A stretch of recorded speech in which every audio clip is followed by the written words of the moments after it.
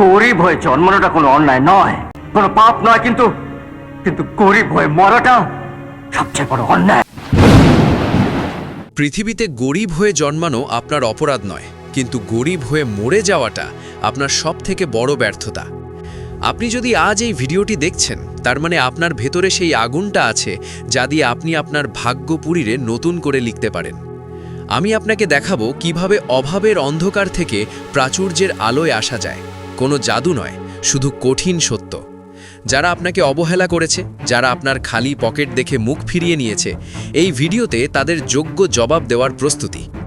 মানুষ গরিব পকেটে হয় না, মানুষ গরিব হয় মাথায়। আমরা ছোটবেলা থেকেই শুনে আসি টাকা অনর্থের মূল, বেশি আশা করতে নেই। এই কথাগুলোই আমাদের পায়ে অদৃশ্য শেকল পরিয়ে দেয়।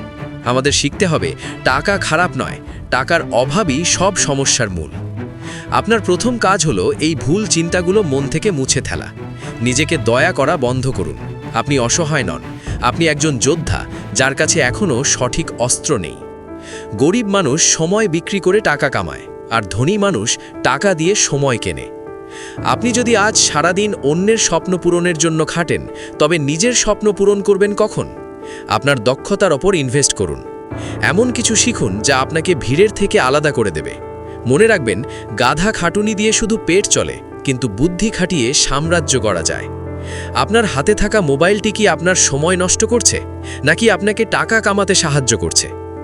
সফলতা বিসর্জন চায়। আপনি কি প্রস্তুত আপনার ঘুম, আপনার আড্ডা আর আপনার আরাম ত্যাগ করতে? যখন আপনার বন্ধুরা পার্টি করছে, তখন আপনাকে কাজ করতে হবে। যখন সবাই ঘুমাচ্ছে, তখন আপনাকে শিখতে হবে।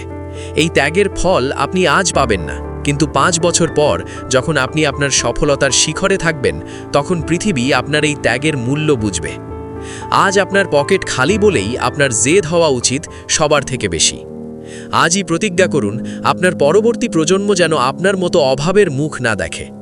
আপনার বাবা মায়ের শেষ বয়সটা যেন রাজকীয় হয়। আজকের এই ভিডিওতে আপনার জীবনের এক নতুন অধ্যায়। ভিডিওটি শেষ হওয়ার সাথে সাথে নিজের লক্ষ্য স্থির করুন। মনে রাখবেন, আপনার ভাগ্য পরিবর্তনের ক্ষমতা কোনো জ্যোতিষীর হাতে নেই, এটি শুধু আপনার পরিশ্রমী হাতের মুঠোয়।